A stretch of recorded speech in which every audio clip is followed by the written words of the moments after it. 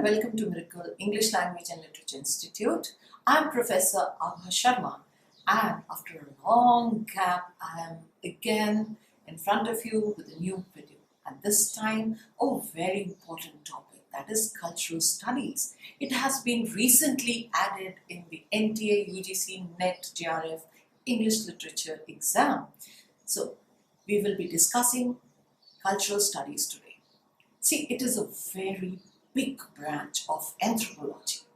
It is not just a topic, it is a very big branch, and you need a very sound background reading to understand this. But then I have tried to simplify this subject for you, this topic for you. We will be taking it as a literary theory, although it is not a literary theory, but we will be talking about it as a critical literary theory. It is a complete studies, I know that, but we have to relate it to literature also. So now try to understand what culture is. Now let me ask you some questions. What kind of food do you take generally? Do you eat generally?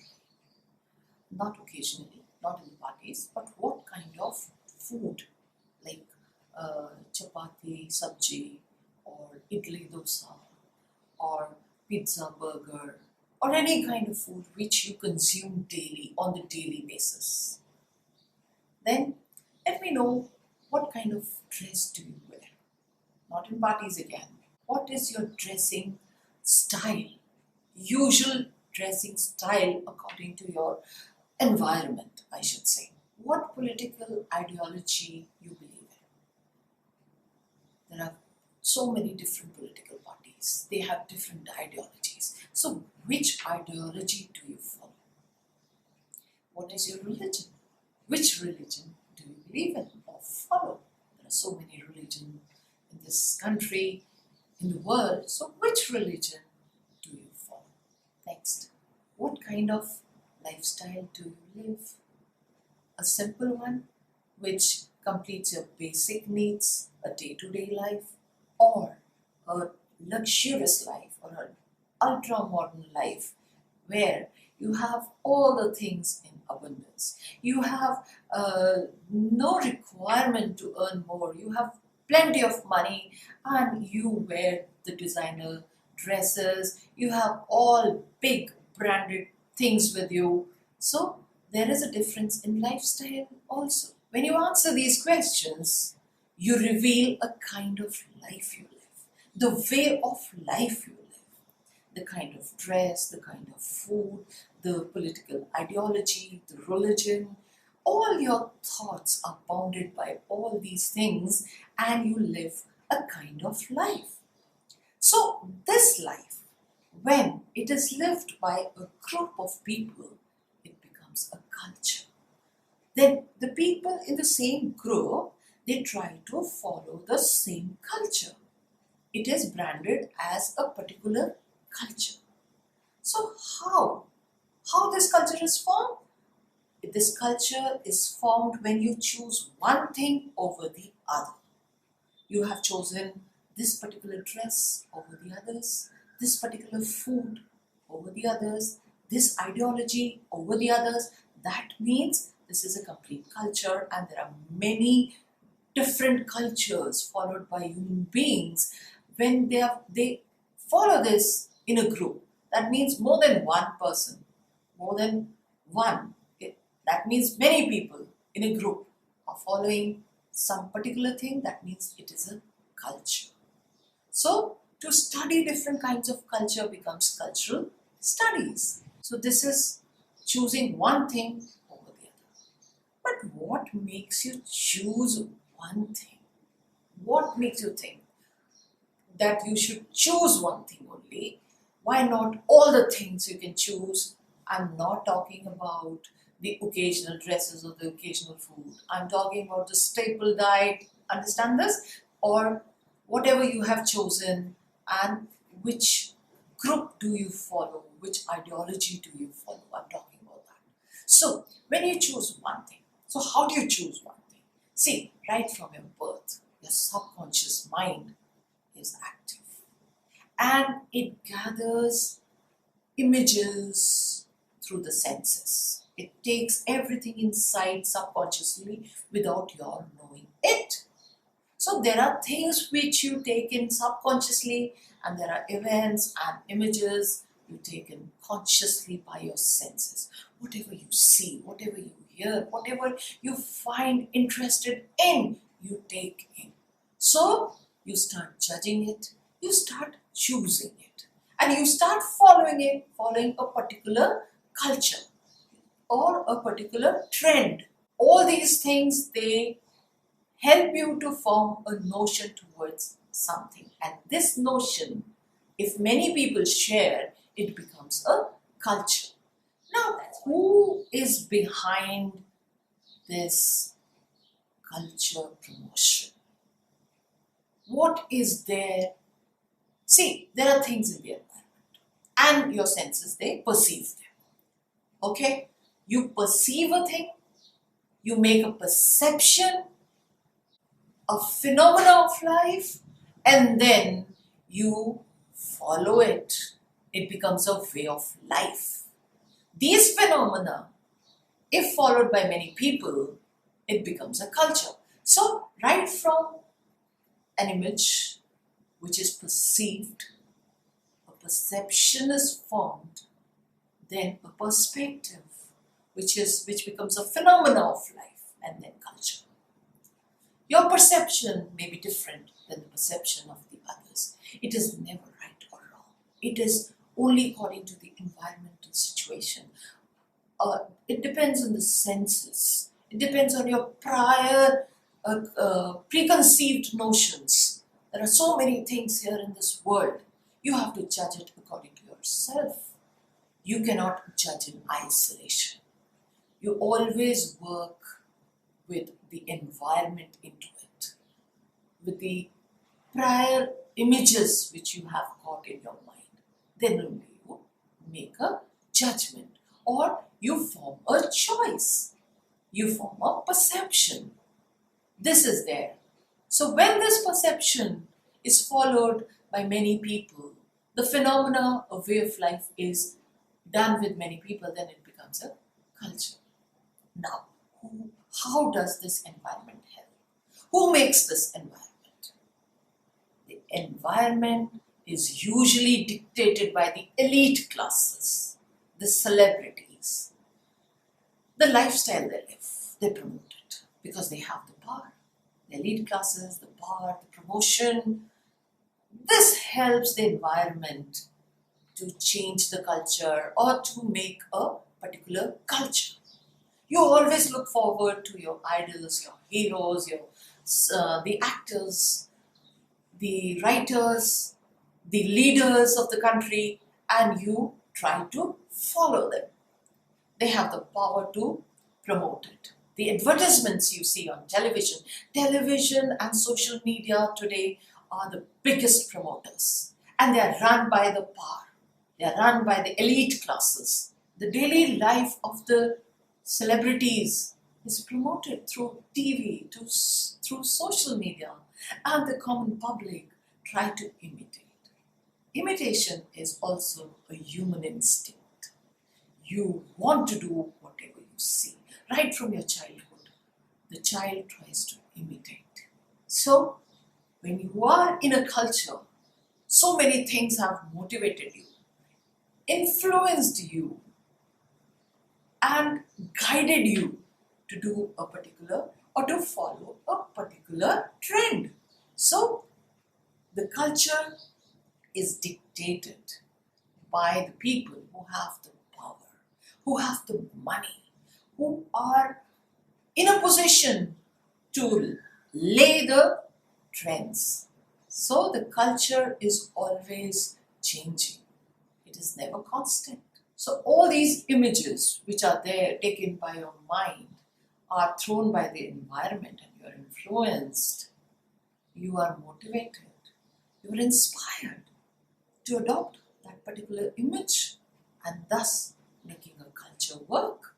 Many a times what your eyes see and your ears hear, you feel that this is right, and and you start following a culture which is very different, which is antagonist to the set values. So your values, your traditions, they are all dependent on the culture you follow. Your values may get lost because of the change in culture, because of the beliefs. You become the target of the benefit of someone. You are a puppet. The promotion of the power for the economic benefit target you to adopt a particular culture. Therefore, the dynamics of culture are culture and nature, culture and society. The split between the higher class and the lower class. Therefore, Raymond Williams in 1958 came with the studies of culture and society, a British writer, novelist, critic, a Marxist writer he was. So he studied the way of working class in Britain and came up with the very important studies of culture and society. According to Raymond Williams, there are three kinds of culture. The first one is ideal culture. Ideal culture is the culture which is totally there, which is believed in, which has a value, which is the most primitive kind, or set up by the intellectuals. The second is the documentary culture. Documentary culture, you have different generations, the people of the intellectual people of particular generations, their thoughts are recorded. The best which has ever thought in a century or at that particular time of period is recorded in the documentary culture. And the third one is social culture, which is displayed in the society, which is promoted in the society, which is according to the benefit of the elite or the powerful classes. So there are three kinds of cultures which have been said by William Raymond's: ideal culture, documentary culture, and the social culture. The main propagandists of the cultural studies are Raymond Williams, as I already told you that he wrote Culture and Society in 1958. And then he wrote The Long Revolution in 1961. And E.P. Thompson wrote The Making of an English Working Class in 1963. Williams said that it is a whole way of life of British people, and Thompson said that the life which handles a culture. So in their studies, both of them lay open the proposition of culture and society. So the interplay of race, ethnicity, nationality, religion, the social split of the classes, they all form the basis of cultural theory. So the other theorists who contributed to the cultural studies are Michael Foucault, who talked about power and representation. Edward Said talks about Orientalism, and Paul Sillery, he talks about the fascination of Englishness. English society has fascinated the world. That's why people try to follow this very Englishness in the world. Cultural theory focuses on cultural conflict, creating the culture, sustaining, competing through organizations, through science, through the different environmental happenings like traffic, like discoveries, like crime. So many things they influence and they produce the conflict in culture. It is also called neo-Durkheimsm. David Emile Durkheim, a French sociologist. I don't know the correct pronunciation of this French name, but then he was a sociologist who gave studies in integrity and coherence of the modern society. He talked about the division of labor, and then he said that sociology is also a kind of science. He called it a legitimate science, and he redefined Auguste Comte's positivism. So as I already told you, you need a solid background to understand cultural theory. It cannot be read in isolation. There are so many things around it which you need to understand first. It also takes in feminism, because as rise of feminism, the culture has changed, suffered a change. Queer theory, LGBT community, gender equality, post-colonization, imperialism, slavery, race, ethnicity, religion, so many things have come and combined. So the integrity and the coherence of these studies are the basis of cultural studies. So all these things cannot be enwrapped in one video. You need several classes. And this cannot be one-way communication. The teacher needs the equal participation of the listeners, because you people are scholars. You can contribute your views in the class to understand this theory. So it is like a discussion. It is not just the teacher's responsibility to convey the ideas, because your background, your prior knowledge, your senses will also contribute to the complete understanding of the cultural studies. So I would request you to find time and come to the institute for the proper classes, proper enrichment of literature which is done here. We really go by passion in literature. If you're thorough with literary theories, you would be in a position to understand it better. So I would request all of you to watch all my literary theory videos. I have done plenty of videos on literary theory covering each and every topic, whether it is new critics or deconstruction or postmodernism, post-structuralism, structuralism, post-colonialism, plus lots of videos on historicism, intratextuality, eco-criticism, psychoanalysis, and many more. So you can, of course, one very interesting one, reader response theory. So you can go back and watch all these videos. You will get a lot of knowledge on literary theories. So I think you must have liked my lecture.